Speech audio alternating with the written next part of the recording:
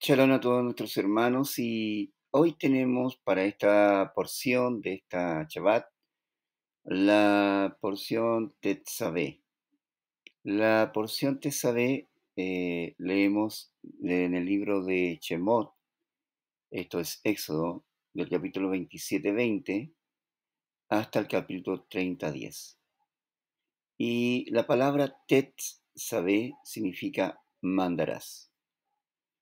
Y dentro del resumen, los hijos de Israel tendrán que traer aceite de aceituna machacada para el alumbrado que tendrá que ser encendido por Aarón y sus hijos por todas las generaciones, y arder de la noche a la mañana. Aarón y sus 4 hijos tendrán que acercarse a Moshe para ser sacerdotes para el Eterno. Todos los que han recibido el espíritu de sabiduría harán vestiduras de santidad para Aarón, para que sea consagrado como Cohen para el Eterno. El pectoral y también todo, un pectoral, un efod, un manto, una túnica, un gorro y una faja. Tendrán que hacer vestiduras sagradas para Aarón y sus hijos. Usarán el oro, la lana azul, la lana púrpura, la lana carmesí y el lino para hacer un efod. Tendrán 2 hombreras y un cinto para embellecerlo. Tendrán 2 piedras de ónice con los nombres de los hijos de Israel grabados en ellas, según el orden de nacimiento. 6 nombres en cada piedra. Serán grabadas como un sello y serán rodeados con engaste de oro. Servirán como piedras de remembranza de los hijos de Israel cuando Aarón las lleve sobre sus hombros. También se harán engaste de oro y poner 2 cadenas de oro puro en ellos. También se hará un pectoral de juicio de labor de diseñador igual que el efod, cuadrado doblado de un palmo de longitud y un palmo de ancho. Serán rellenados con montura de piedra en 4 hileras con 12 diferentes piedras preciosas. Las piedras estarán engastadas en oros en sus monturas. En cada piedra será grabado uno de los nombres de cada hijo de Israel. El pectoral tendrá cadenas trenzadas de oro puro en el borde y será puesto en 2 anillos en los 2 extremos del pectoral. Las puntas de las cadenas serán colocadas en los 2 engastes en las 2 hombreras del efod hacia el frente. 2 anillos de oro se colocarán en los 2 extremos del pectoral sobre su borde inferior que encara el efod y hacia el interior. 2 anillos de oro se colocarán en las 2 hombreras de efod por abajo, hacia el frente, delante de sus junturas y arriba del cinto del efod. El pectoral será unido con los anillos a los anillos del efod con un anillo de lana azul, para que no se desprenda del efod. Así Aarón tendrá que llevar siempre los nombres de los hijos de Israel sobre su corazón, al entrar en la presencia del Eterno. Dentro del pectoral estarán los Urim y los Tumim. Así Aarón portará siempre el juicio de los hijos de Israel sobre su corazón delante del Eterno. Será el manto del efod de lana azul. La abertura para la cabeza estará hecha de forma de que no se rompa. En la parte de abajo habrá granadas de tela y campanillas de oro, entre ellas para que se oiga cuando entre y cuando salga del santuario. Hay que hacer una placa de oro y grabar encima Kedushá para Yahweh. Será sujeto con un hilo azul en la frente para que Aarón porte el pecado por las cosas consagradas y los regalos de las ofrendas de los hijos de Israel. Una túnica será hecha de cuadros de lino. También serán un gorro de lino y un cinturón de labor de recamador. Para los hijos de Aarón serán túnicas, cinturones y gorros. Aarón y sus hijos serán vestidos ungidos, ordenados y consagrados para servir como sacerdotes ante el Eterno. Hay que hacerles calzoncillos de lino para cubrir su desnudez cuando oficien desde los lomos hasta los muslos. La consagración para servir como sacerdotes se hará de la siguiente manera. Se toman 2 novillos y 2 carneros, panes ácimos o gasas ácimas mezcladas con aceite y obleas ácimas untadas con aceite. Aarón y sus hijos serán acercados a la entrada de la tienda de la cita, donde serán lavadas con agua. Luego Aarón será vestido con las túnicas, el manto de efod, el pectoral, el gorro y la diadema. Será ungido con aceite de la unción. Luego sus hijos serán acercados y vestidos con túnicas, los cintos, junto con Aarón y los gorros.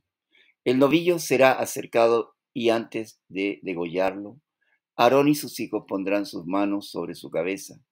Moshe pondrá su sangre sobre los cuernos del altar y verterá el resto sobre la base del altar. Parte de los intestinos del animal serán quemados para el altar y el resto será quemado fuera del campamento y esta ofrenda de pecado. El primer carnero será degollado después de que Aarón y sus hijos hayan puesto sus manos sobre su cabeza. Su sangre será arrojada sobre el altar en derredor. El carnero será cortado en pedazos. Sus entrañas y sus patas serán lavadas. Todo será quemado sobre el altar como ofrenda de ascensión. El segundo carnero será degollado después de que Aarón y sus hijos hayan puesto sus manos sobre su cabeza. La sangre será puesta sobre el cartílago de la oreja derecha, los pulgares derechos de las manos y los pies de Aarón, sus hijos. El resto de la sangre será arrojado sobre el altar en derredor. La sangre que está sobre el altar será tomada junto con el aceite de unción y serán rociados sobre Aarón, sus hijos y sus vestiduras, y así quedarán consagrados. Ciertas partes del carnero junto con algunos panes serán tomados y puestos en las manos de Aarón y sus hijos para ser ofrecidas en ofrenda de vaivén delante del Eterno. Luego se quemará estas partes sobre el altar como ofrenda grata delante del Eterno. Moshe mecerá el pecho del carnero de iniciación de Aarón en ofrenda de vaivén. Esa porción será para Moshe, pero será consagrada para Aarón y sus hijos, y a partir de ahora de las ofrendas de paz de los hijos de Israel. Las vestiduras de Aarón pertenecerán a sus hijos después que él, para ser ungidos y embestidos para y por medio de ellas. Durante 7 días se vestirá con ellas, él de sus hijos que oficien su lugar. El carnero de iniciación será cocido en lugar santo y comido por Aarón y sus hijos junto con el pan. De esa manera se harán purificación al investirlos y consagrarlos. Ningún extraño lo comerá, y si queda algo hasta la mañana tendrán que ser quemados. Así se hará durante 7 días. Un novillo se dará por día como ofrenda de pecado para limpiar el altar. El altar también será ungido. Así serán apartados. Todo lo que tocar el altar será consagrado. 2 ovejas en su primer año serán ofrecidos para el altar cada día, continuamente, uno por la mañana y otro por la tarde, junto con la harina de aceite y vino, como fragancia para el Eterno delante de la tienda de la cita donde él fijará cita con Moshe y los hijos de Israel. Ese lugar será santificado con su gloria. La tienda, el altar, Aarón y sus hijos serán apartados y el Eterno residirá entre los hijos de Israel. Para quemar saumerio se hará un altar de madera de acacia, recubierta de oro, de un codo de ancho, un codo de largo y un codo de alto. Sus cuernos serán del mismo y habrá una diadema de oro alrededor. 2 anillos de oro se pondrán debajo de sus diademas en las 2 esquinas, en los 2 costados donde se colocarán las varas de madera recubierta de oro para transportarlo. El altar será puesto delante del velo, enfrente de la cubierta del arca. Aarón hará que el saumerio arda sobre él cada mañana al limpiar las candelas y cada tarde al encender las candelas de generación en generación. No se puede ofrecer sobre él saumerio extraño ni animal, ni harina ni vino. Una vez que al año Aarón hará expiación sobre él en sus cuernos con la sangre de la ofrenda de pecado de la expiación, y es apartado para el Eterno. En esto es el resumen de la porción 20 Tesabé, que va de Shemot 27, 20 a 30, 10. Y como he dicho, significa mandarás. Solamente vamos a hacer una introducción para esta porción. Y dice, y mandarás a los hijos de Israel que te traigan aceite puro de oliva, machacada para el alumbrado, para encender la candela continuamente. Partamos, el olivo es un símbolo del pueblo de Israel, tal como está escrito en Jeremías 11, 16a. Dice, Yahweh te llamó, olivo frondoso y bello, con hermosos frutos. Un olivo no muere, es un árbol que no deja de dar fruto. Cuando alguna rama se hace vieja y deja de dar frutos, son cortadas y salen nuevos brotes que siguen dando fruto. El olivo necesita como 10 años para empezar a dar fruto, pero su mayor rendimiento no llega hasta después de los 14 años, hasta los 40 años. Su hoja siempre está verde, no necesita mucha agua, puede aguantar un clima muy caluroso y seco. La aceituna tiene 3 ingredientes importantes: agua, aceite y alpechín. El aceite de oliva es una de las cosas más sanas para el cuerpo humano.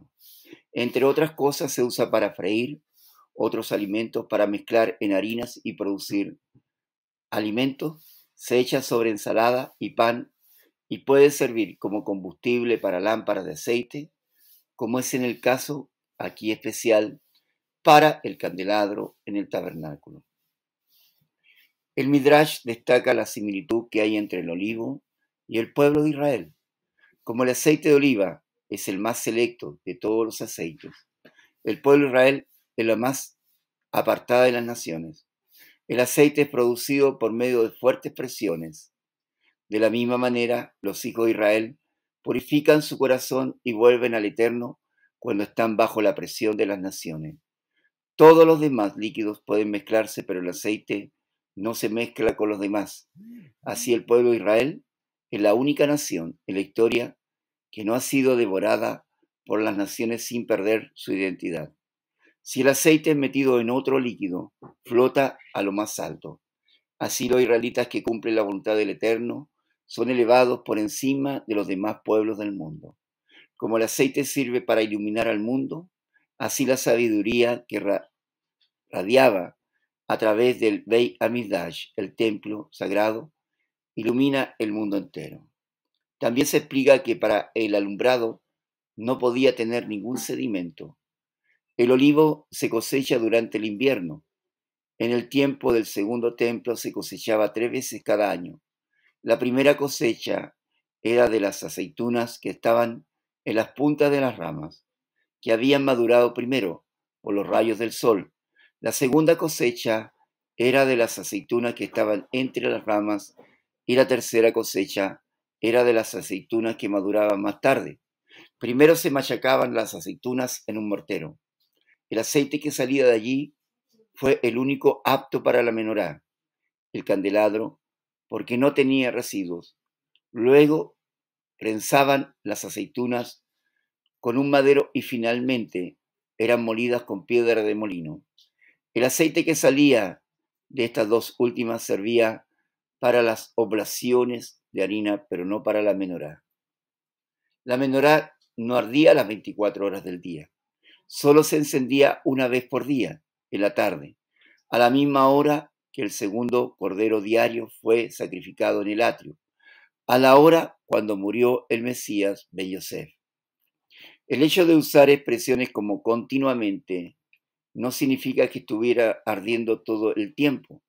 La misma palabra se encuentra en Éxodo 29:42 y Números 28:6, donde se habla de un sacrificio diario continuamente. En Éxodo 25:30 la misma expresión se refiere a poner los panes delante del Eterno una vez por semana.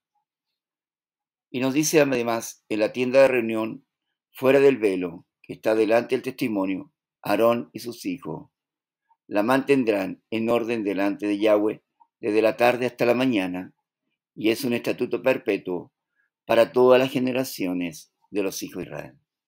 Por la mañana fueron limpiadas las 7 lámparas y se echaba nuevo aceite por la tarde. La menorá no se encendía durante el día, solo ardía durante la noche, desde la tarde hasta la mañana, y por lo tanto la cantidad necesaria para que se mantuviera y estar ardiendo durante la noche entera más larga del año. Entonces la cantidad aproximada era de casi 0,15 litros o un cuarto de galón. Se usaba la misma cantidad de aceite durante todo el año, lo cual implicaba que las lámparas ardían después de la salida del sol, en el tiempo del año cuando las noches eran más cortas. La noche más larga en Jerusalén tiene aproximadamente 14 horas y la noche más corta tiene aproximadamente 10 horas. Así que el aceite siempre duraba más de 14 horas. Se cuenta que una de las 7 lámparas siempre ardía cuando el Cohen llegaba por la mañana para limpiarlas, aunque no había recibido más aceite que las demás. Por la tarde el Cohen encendía las demás lámparas por medio del fuego, que estas lámparas que todavía ardían. Algunos sabios dicen que esta lámpara, llamada la luz del oeste, tenía que ser encendida solamente una vez al año. Esto cuenta que este milagro siguió hasta la muerte de Shimon HaTzadik, 40 años antes de la destrucción del templo, y muchos indican que ese fue el año de la muerte y resurrección de Yeshua en el año 31. También dice, entonces hará que se acerque a ti de entre los hijos de Israel, tu hermano Aarón, y con él sus hijos para que me sirvan como sacerdotes, Aarón con Nadab y Abiú, Eleazar y Tamar, hijos de Aarón. Aarón es el sumo sacerdote. Su ministerio es una sombra de un ministerio celestial en el tabernáculo verdadero. Como Moshe vio todo lo que había en el tabernáculo celestial, también vio el sumo sacerdote eterno, según el orden de Melquisedec, como está escrito en Salmo 110:4. Yahweh ha jurado y no se retractará. Tú eres sacerdote para siempre, según el orden de Melquisedec. Y en Hebreos 5:10 nos habla también, siendo constituido por Elohim sumo sacerdote, según el orden de Melquisedec. Y en Hebreos 6:19 y 20 está escrito, detrás del velo, donde Yeshua entró por nosotros, como precursor hecho, según el orden de Melquisedec, sumo sacerdote para siempre. Y en Hebreos 8:1-5 está escrito, ahora bien, el punto principal de lo que se ha dicho es este. Tenemos tal sumo sacerdote, el cual se ha sentado a la diestra del trono de la majestad de los cielos, como ministro del santuario y del tabernáculo verdadero, que Yahweh erigió, y no el hombre, porque todo sumo sacerdote está constituido para presentar ofrendas y sacrificios, por lo cual es necesario que éste también tenga algo que ofrecer. Así que si él estuviera sobre la tierra, ni siquiera sería sacerdote, habiendo sacerdote que presenta las ofrendas según la Torá, los cuales sirven a lo que es copia y sombra de las cosas celestiales, tal como Moshe fue advertido por Yahweh cuando estaba a punto de erigir el tabernáculo, pues dice, mira, haz todas las cosas conforme al modelo que te fue mostrado en el monte. En Éxodo 25:40 está escrito, y mira que hagas según el diseño que te ha sido mostrado en el monte. Y la palabra hebrea ha sido traducida como diseño, es tabnit, que significa forma, imagen, plano, modelo, copia de estructura. Y viene de la raíz baná, que significa edificar, construir, incluso tener hijos o reparar o levantar. La palabra verdadero tiene que ser entendida desde el punto de vista hebreo. Según el concepto griego, lo que se denomina verdadero se entiende en primer lugar como algo que está en contraste con lo falso, lo ficticio, lo irreal. Pero según el pensamiento hebreo, lo verdadero tiene más que ver con lo seguro, lo estable, lo duradero, lo fiable y lo eterno. La palabra que se traduce griego de Hebreos 8 para verdadero es aletheia, que significa lo que no está escondido, lo que revela lo oculto, lo que realmente existe, la realidad detrás de toda la realidad facticia. Por lo tanto, el concepto griego de lo verdadero está relacionado con el dualismo filosófico donde se cree que lo que verdaderamente existe es lo invisible al ojo humano, lo inmaterial, el mundo de las ideas. Según la filosofía griega, lo material es algo irreal, falso y malo. Pero tenemos que ir al concepto que es el concepto hebreo de lo verdadero, que no está basado en el dualismo platónico, sino en lo que es firme, lo que es duradero y lo que es fiel. La palabra hebrea para verdadero es igual que lo conocemos nosotros como emet, verdad. Esa palabra viene de amad, que es soportar o dar soporte, confirmar, ser fiel y creer. De esta palabra amán se deriva la palabra hebrea emuná. La palabra amán y la palabra amén viene de la misma raíz. Así que cuando se habla de tabernáculo verdadero, no se está refiriendo a que es el tabernáculo terrenal, que no sea real, sino que se debe entender como un tabernáculo estable, duradero y eterno. Cuando las cosas celestiales son comparadas con las terrenales, son llamadas verdaderas. Esto no significa que las terrenales sean falsas o ficticias, insignificantes o malas, sino tienen que ver con las cosas celestiales que son firmes y duraderas. Las cosas invisibles son eternas, pero las cosas visibles son temporales, tal como está escrito en 2 Corintios 4:18. Dice, al no tener o al no poner nuestra vista en las cosas que se ven, sino en las cosas que no se ven, porque las cosas que se ven son temporales, pero las que no se ven son eternas. Y en Jeremías 10:10 está escrito, mas Yahweh es Yahweh verdadero, Emet. Él es Yahweh vivo y Rey eterno. Y aquí observamos la comparación entre verdadero y eterno. En Juan 1:9 está escrito, aquella luz verdadera que alumbra a todo hombre venía a este mundo. Y en Juan 6:32 está escrito, y Yeshua les dijo, de cierto os digo, ¿no os dio Moshe el pan del cielo? Mas mi Padre os da el verdadero pan del cielo. En Juan 6:55 está escrito, porque mi carne es verdadera comida y mi sangre es verdadera bebida. Por eso en Juan 15:1 está escrito, yo soy la vid verdadera y mi Padre es el labrador. Y en Hebreos 9:24 está escrito, porque no entró el Mesías en un santuario hecho de manos, figura del verdadero. Por eso entonces podemos llegar a la conclusión de que cuando se habla del verdadero tabernáculo, no es en contraste con el terrenal, porque la palabra verdadero en referencia al santuario celestial no está usando para menospreciar el tabernáculo en el desierto o los templos que estaban en Jerusalén, sino resaltar la grandeza, la perfección y la estructura eterna del tabernáculo celestial, el cual es modelo original para el tabernáculo terrenal y el templo. Así que en Hebreos 9:11 está escrito, el más amplio y más perfecto tabernáculo. Lo verdadero es lo más amplio, lo más perfecto y lo más duradero, en contraste con lo terrenal, que es más pequeño, menos perfecto y corruptible. Como hay un tabernáculo verdadero, eterno y celestial, también hay un sacerdocio verdadero, eterno y celestial, tal como está escrito en el libro de Hebreos 5:5-10. De la misma manera, el Mesías no se glorificó a sí mismo para hacerse sumo sacerdote, sino que lo glorificó el que le dijo, Hijo mío, eres tú. Yo te he engendrado hoy, porque habla de la resurrección, como también dice en otro pasaje, tú eres sacerdote para siempre, según el orden de Melquisedec.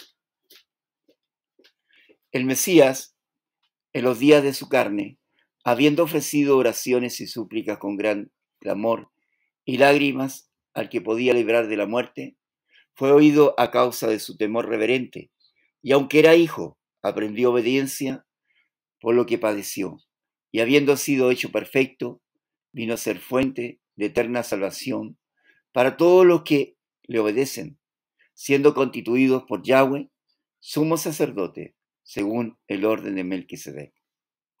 Y este texto nos enseña que después de la resurrección, el Mesías Yeshua fue introducido en el sacerdocio celestial, según el orden de Melquisedec. Y en Hebreos 4:14 está escrito, teniendo pues un gran sumo sacerdote que trascendió los cielos, Yeshua, el Hijo de Yahweh, retengamos nuestra confianza, nuestra emuná. La expresión trascendió los cielos hace referencia a la investidura sacerdotal de Yeshua. De la misma manera como el sumo sacerdote Aarón entró a su ministerio por medio de una investidura, en la Escritura los cielos son comparados con la ropa del hombre. Los cielos son la ropa del Mesías, como está escrito en el Salmo 102, 25-26.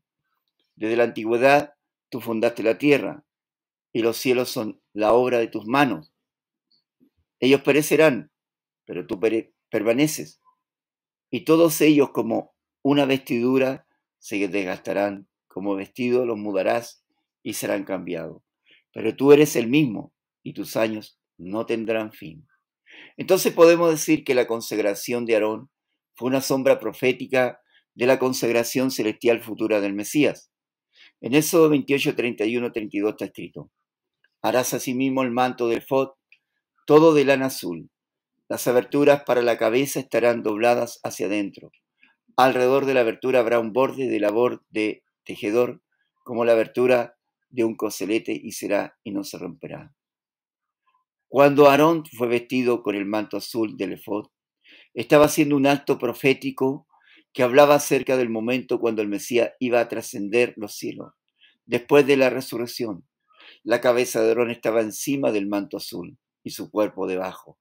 De la misma manera el Mesías, que es la cabeza de su cuerpo, está sentado sobre los cielos y su cuerpo está debajo de los cielos. Y no se romperá. Y esto nos enseña que el ministerio celestial del Mesías, según el orden de Melquisedec, no se romperá, pues es eterno. El ministerio levítico está basado sobre hombres mortales, pero el ministerio según el orden de Melquisedec está basado sobre una vida indestructible, como está escrito en Hebreos 7, 15 y 7. Y esto es aún más evidente si a semejanza de Melquisedec se levanta otro sacerdote que ha llegado a serlo, no sobre la base de una ley de requisitos físicos, sino según el poder de la vida indestructible, pues de él se da testimonio. Tú eres sacerdote para siempre, según el orden de Melquisedec. Como Melquisedec es presentado en Génesis 14 sin genealogía, es como si fuera eterno. Por eso el Eterno jura que el ministerio sacerdotal del Mesías tiene que ser según el orden de Melquisedec, que es de carácter eterno. Esto nos enseña que Yeshua no pudo entrar en ese ministerio hasta después de su resurrección, puesto que no era inmortal antes de morir. El ministerio de Melquisedec fue iniciado cuando el Mesías fue levantado de los muertos y luego elevado muy por encima de los cielos. Todo el ministerio del sumo sacerdote Aarón en el tabernáculo, incluyendo su vestimenta, nos habla del ministerio que el Mesías tiene desde su resurrección hasta ahora. Esta es la razón por la que la Torá está entrando en todos los detalles acerca de la ropa del sumo sacerdote. Cuando la Torá resalta un tema y lo repite, es porque es muy importante para el Eterno. Y lo que es importante para Él, también tiene que ser importante para nosotros. El sumo sacerdote Aarón simboliza al Mesías en su ministerio celestial. Los hijos de Aarón simbolizan los hijos del Mesías, es decir, sus discípulos. Ellos también recibieron un ministerio sacerdotal según el orden de Melquisedec a partir de la resurrección y glorificación del Mesías. Y es importante que estudiemos y entendamos esta sombra para entender nuestra función actual en el tabernáculo celestial. Y es por eso que dice, y harás vestiduras consagradas para tu hermano Aarón, para la gloria y para hermosura. Y hablarás a todos hábiles artífices, a quien yo he llenado de espíritu de sabiduría, y ellos harán las vestiduras de Aarón para consagrarlo, a fin de que me sirvan como sacerdote. Las vestiduras servían para tres cosas: para gloria, en hebreo kabot; para esplendor, en hebreo tiferet; y para consagrar, en hebreo kadash, para el ministerio sacerdotal. Y estas eran las vestiduras, que harán un pectoral, un efod, un manto, una túnica tejida a cuadros, un gorro y un cinturón. Y harán vestiduras consagradas para tu hermano Aarón y para sus hijos. a fin de que me sirvan como sacerdotes. Todo sacerdote que servía en el santuario tenía 4 prendas: el ketonet, que era la túnica, el mignayasayim, los pantalones, el abnet, el cinto que medía 32 codos, y la mizbat, el gorro, una larga cinta de lino enrollado. Todas estas vestimentas eran de lino blanco, y el sumo sacerdote tenía también estas 4 prendas. El gorro del Cohen ordinario era puntiagudo arriba, mientras que el gorro del Cohen Agadol era redondo y llamado mitznefet. Además de estas 4, el sumo sacerdote tenía 4 prendas más, en total 8. En la escritura, el número 8 simbolizaba lo sobrenatural.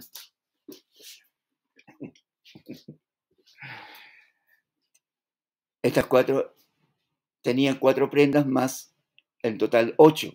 En la escritura, el número 8 simbolizaba lo sobrenatural que se introduce en lo natural. También simbolizaba la salvación, y el 8º día es el día después del 7º día, el día de la resurrección del Mesías, y el día cuando los nuevos cielos y la nueva tierra vendrán, después del 7º milenio después de Adán.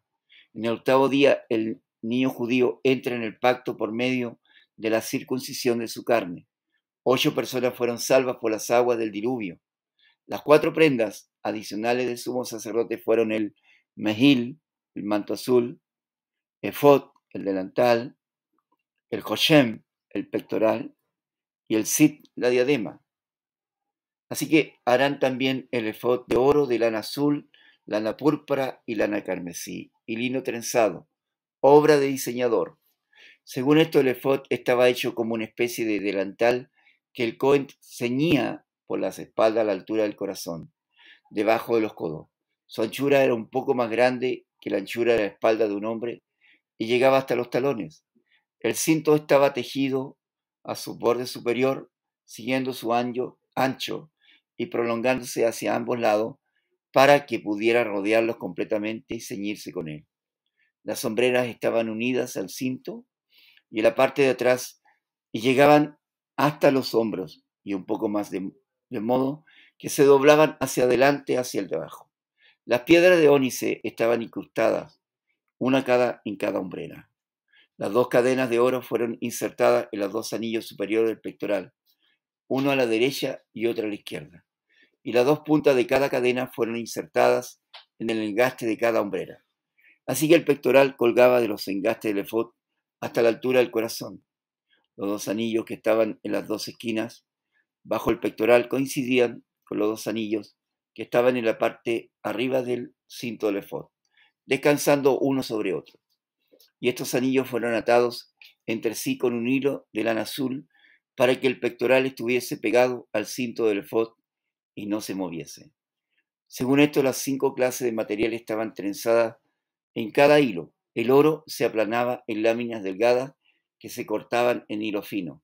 Luego se retorcía en hebras de oro con 6 hebras de lana azul, una hebra de oro con 6 hebras de lana púrpura, y así también con la lana carmesí y con el lino. Luego se retorcía las 4 hilos junto así y formaban un hilo de 28 hebras. Y dice también, y tomarás 2 piedras de ónice y grabarás en ella los nombres de los hijos de Israel. El ónice es una piedra negra, es la primera piedra preciosa mencionada en la Torá, tal como está escrito en Génesis 2:12, que decía, el oro de aquella tierra es bueno, y allí hay bedelio y ónice. Y en estos 6 se tenía que inscribir 6 de los nombres en una piedra y los 6 nombres restantes en la otra piedra, según el orden de su nacimiento. En una piedra estaban los nombres de Rubén, Shimón, Leví, Yehudá, Dan y Neftalí. En la otra piedra estaba Gad, Acher, Isaacar, Zebulón, Joseph y Benjamín. Esto significaba que habían 25 letras en cada piedra, 50 letras en las 2. Y le dice, así como un joyero graba un sello, tú grabarás las 2 piedras con los nombres de los hijos de Israel.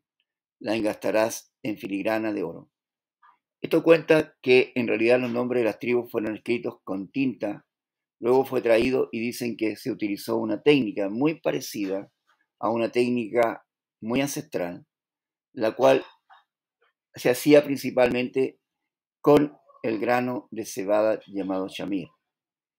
El shamir tenía la capacidad para partir la piedra. Cuando el shamir se comía la tinta, fue grabado cada nombre en la piedra de manera perfecta.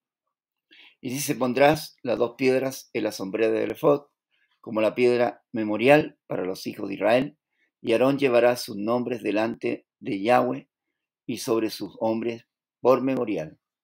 Aarón representa al Mesías, y de esto aprendemos que sobre los hombres del Mesías, de los hombros del Mesías, están los nombres de las 12 tribus de Israel, sobre dos piedras negras. Y esto nos enseña que cuando el Mesías llevó en el madero sobre sus hombros, desde la ciudad hasta el lugar donde los fue colgado, estaba llevando el pecado de las 12 tribus de Israel. Como Israel es la nación sacerdotal, representa a todas las naciones, así que sobre los hombros del Mesías cargaba el pecado de todo el mundo, como está escrito en Isaías 53:11. Debido a la angustia de su alma, él lo verá y quedará satisfecho. Por su conocimiento el justo, mi siervo, justificará a muchos y cargará las iniquidades de ellos. En Juan 19:17 está escrito, tomaron pues a Yeshua y él salió cargando su viga al sitio llamado el lugar de la calavera, que en hebreo se dice Golgotá. En primera de Juan 2:2 está escrito, el mismo es la propiciación por nuestro pecado, y no solo por los nuestros, los judíos, sino también por los del mundo entero. Las dos piedras de ónice sobre los hombros no solamente hablan de la carga del pecado de los hijos de Israel, sino del gran peso que conlleva ser responsable para el desarrollo espiritual de los demás, tal como está escrito en 2 Corintios 11:28. Además de tales cosas externas, está sobre mí la presión cotidiana de la preocupación por toda la congregación.